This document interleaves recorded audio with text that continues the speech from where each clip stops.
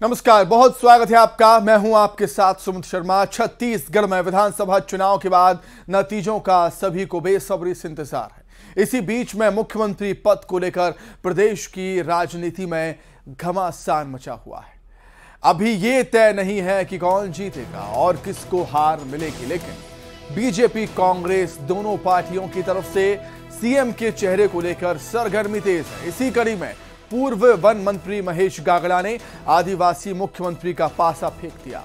उन्होंने कहा कि जब से छत्तीसगढ़ राज्य का गठन हुआ है तभी से आदिवासी मुख्यमंत्री की मांग की जा रही है। जनता की अपेक्षा है कि आदिवासी मुख्यमंत्री बने, बाकी फैसला बीजेपी की सरकार के गठन के बाद होगा।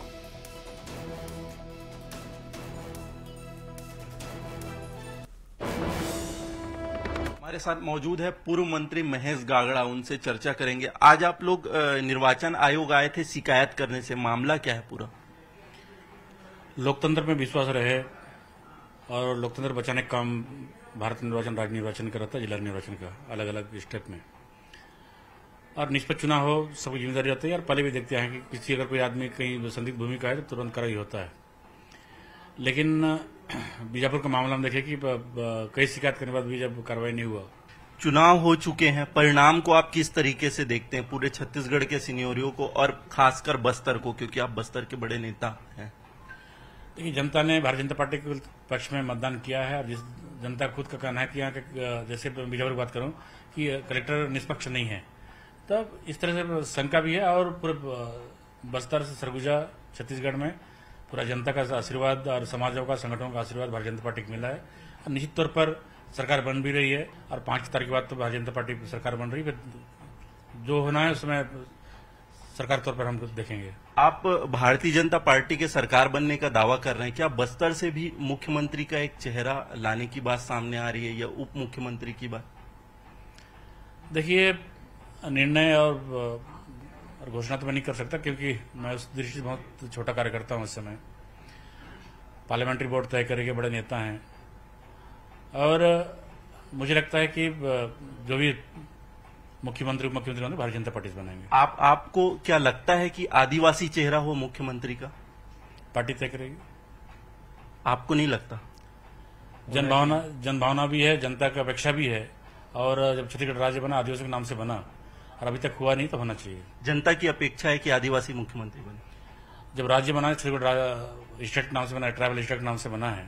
और अटल जी की अपेक्षा थी कि यहाँ पे ट्राइबलों का विकास हो। और तो मुझे लगता है कि बहुतायत में है। और बाकी अभी तो बस्तर सरगुजा के साथ साथ सामान्य क्षेत्र में काफी लोग हैं, जनभावना भी है, तमाम वर्ष से हुआ है, तो क्यों नहीं होना चाहिए? होना चाहिए। तो ये थे महेश गागड़ा जी, जिन्होंने साफ कहा है कि भारतीय जनता पार्टी की सरकार छत्तीसगढ़ में आने वाले समय में बन रही है। वहीं आदिवासी मुख्यमंत्री चेहरे की बात इन्होंने कही है। कैमरामैन राजेंद्र सिंह के साथ आकाश शुक्ला, न्यूज 18 रायपुर। छत्तीसगढ़ बीजेपी ने मॉक पोलिंग के डेटा को मतदान में जोड़ने का आरोप भी लगाया और इसको लेकर पार्टी ने चुनाव आयोग से शिकायत की और अधिकारियों पर कार्रवाई की मांग की। महेश गागड़ा के साथ सांसद विजय बघेल समेत तमाम बीजेपी के नेता निर्वाचन आयोग के पास पहुंचे थे और प्रशासन पर कांग्रेस का पक्ष लेने का आरोप भी लगाया। इससे पहले भी बीजेपी ऐसी शिकायत कर चुकी है। मेरे विधानसभा क्षेत्र में 15 तारीख को शाम को चुनाव प्रचार थम गया। साइलेंट हमको चुनाव प्रचार करना था, लेकिन 16 तारीख की शाम को वहाँ पे जो कांग्रेस के प्रत्याशी और मुख्यमंत्री के द्वारा पूरे ढोल ढमाकों के साथ पूरा शोरगुल करते हुए, नारे बुलवाते हुए इनके लोग, वो स्वयं उस रैली में शामिल थे और कई गांव में उनकी रैलियां निकली। हम वीडियो बनाकर तुरंत उसकी शिकायत की है। मेरी बात मैडम से हुई, लेकिन उस पर कोई कार्रवाई नहीं हुई, जबकि वो आपराधिक मामले बनते हैं। अगर चुनाव आचार संहिता की दृष्टिकोण से देखें तो उसमें धारा लगना चाहिए, 2 साल का कारावास है और उससे प्रतिबंध भी। जैसे ही बीजेपी की तरफ से आदिवासी मुख्यमंत्री और मॉक पोलिंग का मुद्दा उठाया, सत्ताधारी पार्टी कांग्रेस ने इसे हाथों हाथ लपक लिया। प्रदेश कांग्रेस प्रवक्ता धनंजय सिंह ठाकुर ने बीजेपी पर पलटवार किया। उन्होंने कहा कि बीजेपी जब 15 साल तक सत्ता में थी तब उसने कभी आदिवासी मुख्यमंत्री की याद उन्हें नहीं आई। अब जब चुनाव हार रहे हैं तो आदिवासी मुख्यमंत्री की मांग उठा रहे हैं। वहीं मॉक पोलिंग के आरोप पर उन्होंने कहा कि जब चुनाव हो रहे हों तो हार के बहाने ढूंढ रहे हैं और चुनाव आयोग से झूठी शिकायत कर रहे हैं। कांग्रेस 75 सीटों के साथ सरकार बनाने जा रही है। आदिवासी दिवस के दिन जो भाजपा के प्रदेश अध्यक्ष विष्णुदेव साय जी थे, जो आदिवासी वर्ग से आए थे, उन्हें से पद से हटा दिया गया। किस मुंह से भारतीय जनता पार्टी आदिवासियों की बात करती है? ये भारतीय जनता पार्टी इस प्रदेश में चुनाव हार रही है और आदिवासियों के आगे भाजपा का चरित्र पर्दाफाश हो गया कि भाजपा आदिवासी विरोधी है। इसलिए इस प्रकार की बातें करके जनता को भ्रमित करने का प्रयास भाजपा नेता कर रहे हैं। इनको तो बताना चाहिए ना कि ये देश में प्रधानमंत्री के पद में आदिवासियों को क्यों आपसे तक नहीं बैठा ले हैं, और विश्व आदिवासी दिवस के दिन प्रदेश अध्यक्ष को हटा दिया गया। वो कभी आदिवासियों की तैसी नहीं हो सकती भाजपा। छत्तीसगढ़ में एक तरफ सरकार बनाने को लेकर बीजेपी कांग्रेस के बीच दावों की दौड़ चल रही है। इसी बीच बीजेपी के केंद्रीय नेतृत्व ने प्रदेश के नेताओं से चुनाव की समीक्षा रिपोर्ट की मांग की, जिसके बाद प्रदेश नेतृत्व विधानसभावार विधानसभा चुनाव की रिपोर्ट तैयार कर रहा है, जिसमें पार्टी के साथ भितरघात करने वालों और बगावती रुख अख्तियार करने वालों की लिस्ट बनाई जा रही है। माना जा रहा है कि इन लोगों के खिलाफ पार्टी कड़ी कार्रवाई कर सकती है। इधर कांग्रेस ने पहले ही चुनाव की समीक्षा कर ली है।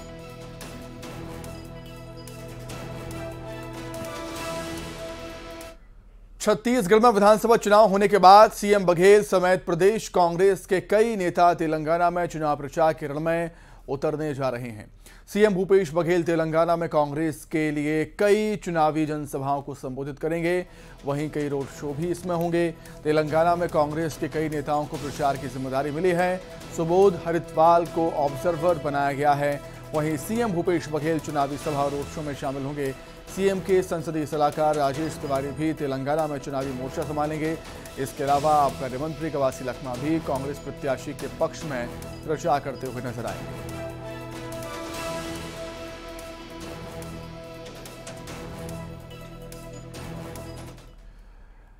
रायपुर में ईवीएम की निगरानी पर कांग्रेस प्रवक्ता धनंजय ठाकुर ने कहा कि स्ट्रांग रूम के बाहर कांग्रेस कार्यकर्ता तैनात हैं और पूरे 33 जिला मुख्यालयों पर ईवीएम की सुरक्षा कांग्रेस कार्यकर्ता कर रहे हैं।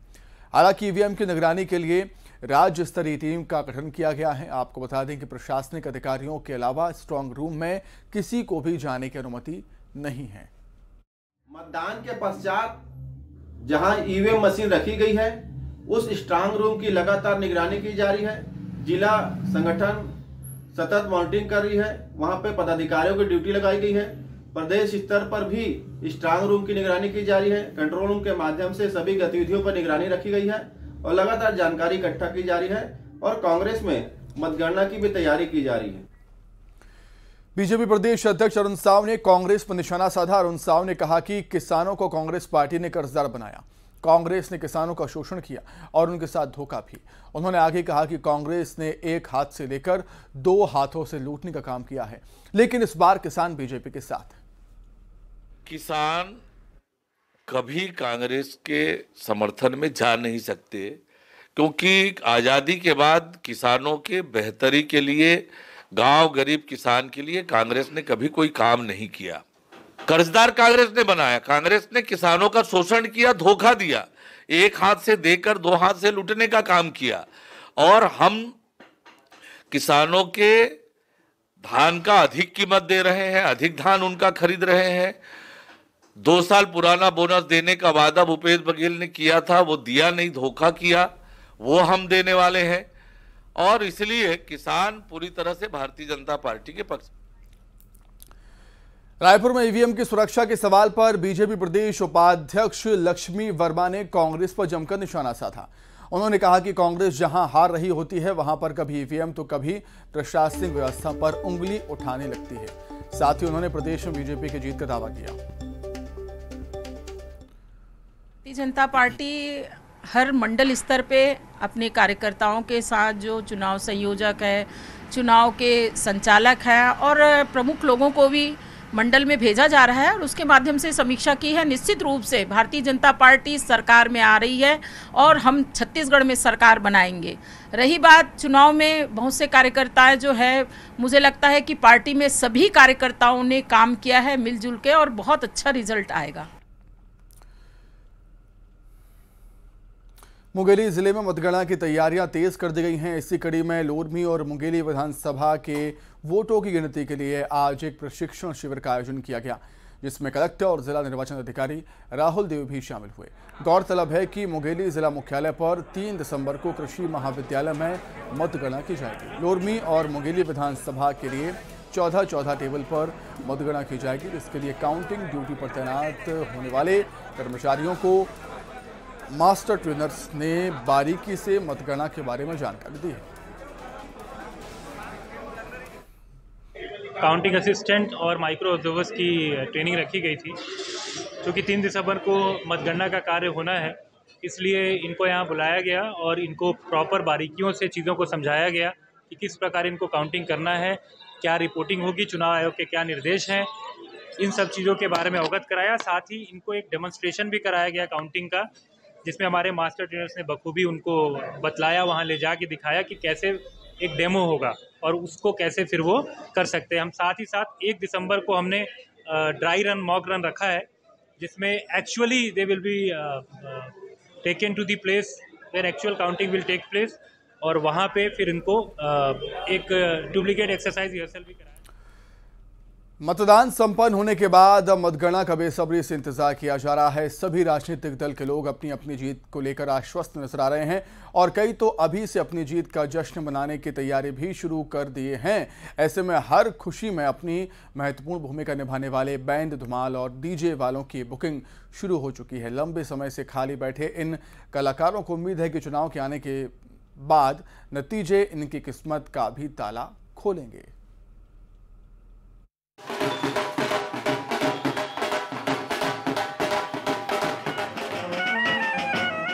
किसी भी शुभ कार्य में इस शहनाई की धुन को काफ़ी शुभ माना जाता है, फिर चाहे बात शादी समारोह की हो या किसी और जश्न की। इसके बगैर किसी भी खुशी का इजहार करना संभव नहीं। यही वजह है कि चुनाव संपन्न होने के बाद अब राजनीतिक दल के उम्मीदवार अपनी खुशी का जश्न मनाने की तैयारी कर रहे हैं। हालांकि परिणाम सामने आने में अभी सप्ताह भर का वक्त बचा है, लेकिन कई तो ऐसे हैं जो अपनी जीत को लेकर पूरी तरह से आश्वस्त नजर आ रहे हैं। यही वजह है कि उन्होंने अपनी जीत का जश्न मनाने के लिए डीजे, बैंड और बाकी चीज़ों की बुकिंग शुरू कर दी है। कलाकार भी पूरे उत्साहित हैं और उन्हें उम्मीद है कि चुनाव परिणाम उनकी किस्मत का भी ताला खोलेंगे। अब ऐसा है सर कि चुनाव के माहौल है और चुनाव के माहौल में कोई ग्राहक अभी आ नहीं रहे हैं। हो सकता है कि चुनाव मतगणना के बाद में अगर आए ग्राहक, तो बैंड वाले का एक ही काम है कि आ जाएगा बुक होके तो चलो, नहीं तो बुक ही नहीं होता तो फिर क्या करेंगे, बैठे रहते दुकान में। हैं, उम्मीद है आप लोग, और उम्मीद है ग्राहक आ जाएगा तो चलो भाई जाएंगे करके। वहीं छत्तीसगढ़ के बिलासपुर में भी बीजेपी और कांग्रेस समेत अन्य दलों के पार्टी कार्यकर्ताओं में चुनाव का परिणाम आने को लेकर उत्साह है। यही वजह है कि जीत के जश्न की तैयारी यहां शुरू हो चुकी है। कोई बैंड बाजों की बुकिंग करा रहा है तो कोई ढोल ताशे की एडवांस बुकिंग दे चुका है।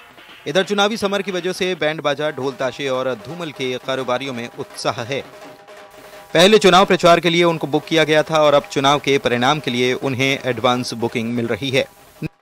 भाजपा के कार्यकर्ताओं में रिजल्ट को लेकर भारी उत्साह है और हमारे भाजपा के उत्साहित कार्यकर्ताओं ने डीजे, ढोल, ताशा, नंगाड़ा सब बुक करा के रखा है।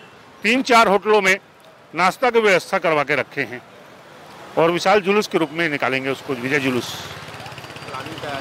पूरी तैयारी हो गई है और सबका बाइज्जत पेमेंट किया गया है पहले से एडवांस में, ताकि वहाँ पे कोई विघ्न ना आ पाए। आपको पूरा भरोसा है कि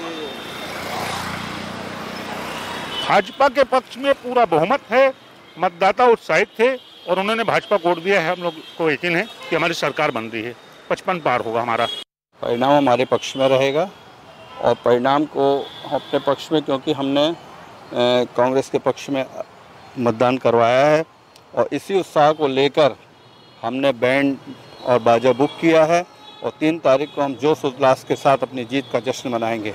और जो पब्लिक है जो काफ़ी खुश होती है और उनको अपना खुशी जाहिर करने का उसके मौका मिलता है। आप लोगों को क्या उम्मीद है, कितनी बुकिंग आएगी क्या? सर जो भी उम्मीदवार रहते हैं तो लगता डीजे तो है ही है सर, तो काफ़ी डीजे बगैर तो खुशी जाहिर ही नहीं होती है, तो आएगा सर। अब तो उसका हम तो उम्मीद काफ़ी लेके रखे हुए हैं, तो उम्मीदवार जो भी जीतेंगे और अच्छा मतलब ऑर्डर अपने को मिलेगा, इसकी तैयारी अपन करके रखे हुए हैं। नेताओं के भाग्य का पिटारा 3 दिसंबर को खुलेगा और तब ही पता चल जाएगा कि किसके यहाँ बैंड बाजा बजेगा और किसके यहाँ मातमी धुन सुनाई देगी। लेकिन इतना तो तय है कि बैंड बाजे और डीजे के व्यवसाय से जुड़े लोगों की चांदी होने वाली है। न्यूज़ 18 के लिए दुर्ग से मिथिलेश ठाकुर और बिलासपुर से उमेश मौर्य की रिपोर्ट।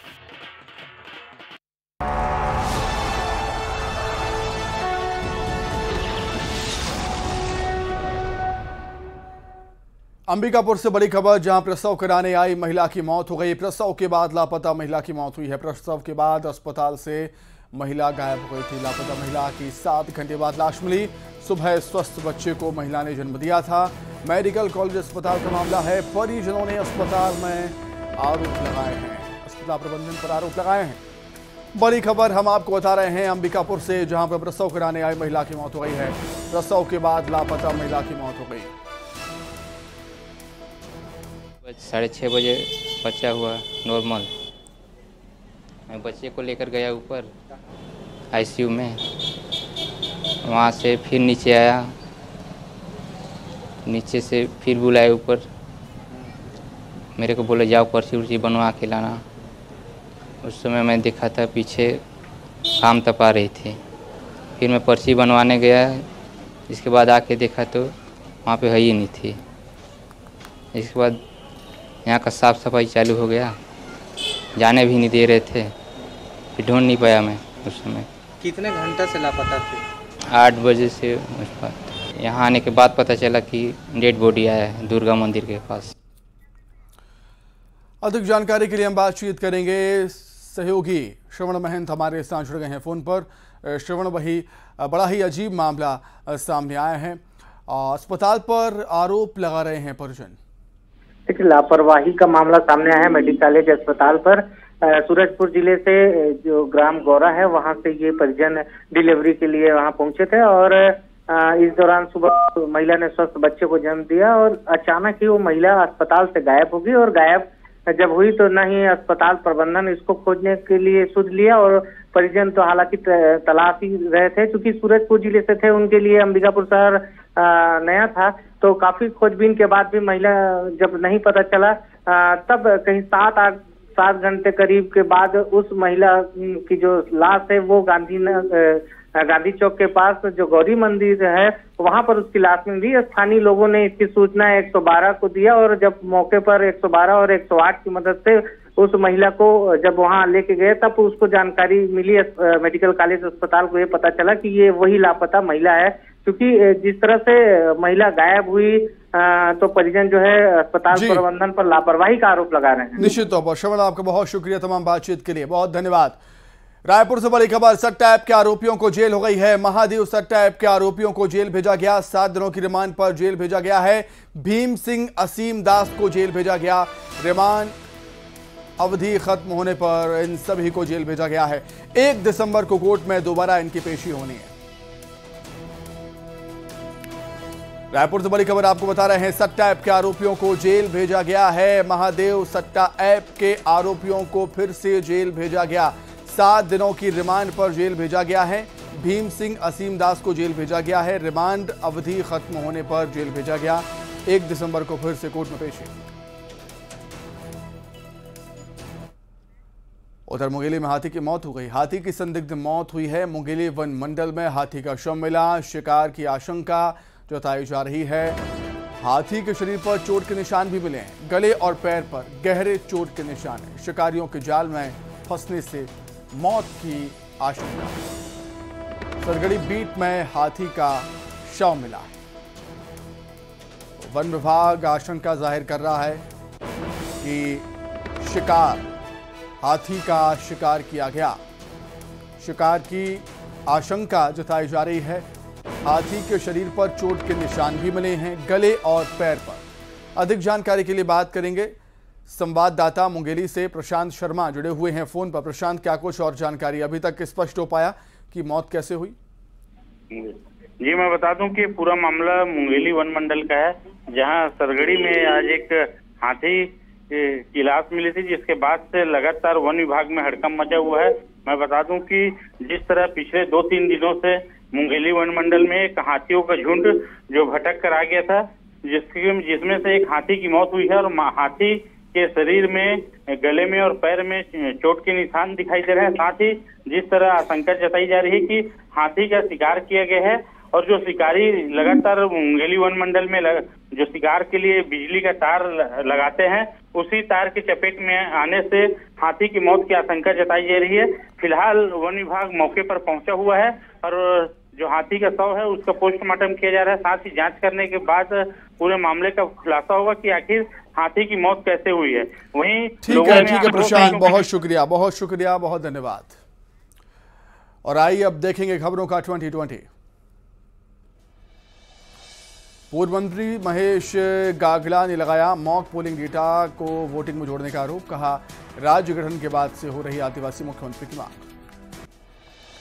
बीजापुर में पुलिस को बड़ी सफलता। पुलिस ने 25-25 किलो के 2 आईईडी बम किए बरामद।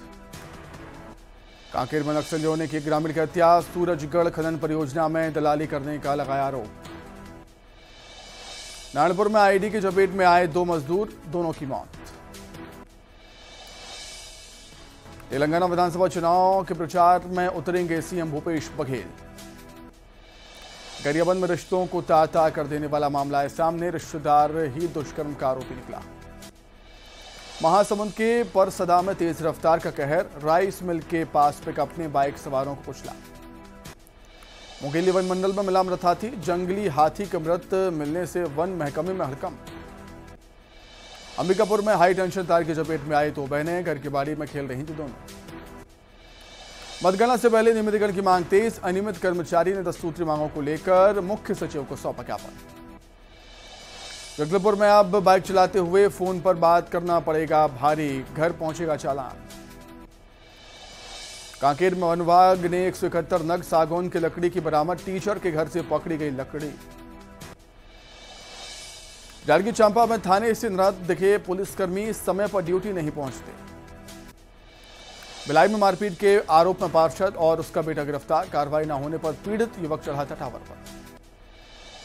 रायपुर में ईवीएम की निगरानी पर बोले कांग्रेस प्रवक्ता धनंजय ठाकुर। स्ट्रांग रूम के बाहर कांग्रेस कार्यकर्ता तैनात।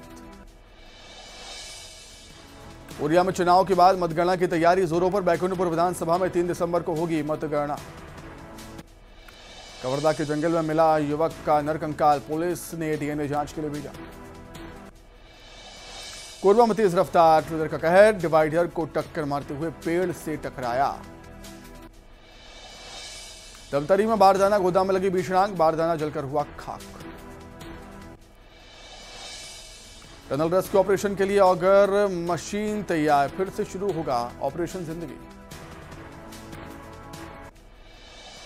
इसी के साथ ही फिलहाल इस बुलेटिन में इतना ही। खबरें लगातार जारी है। नमस्कार।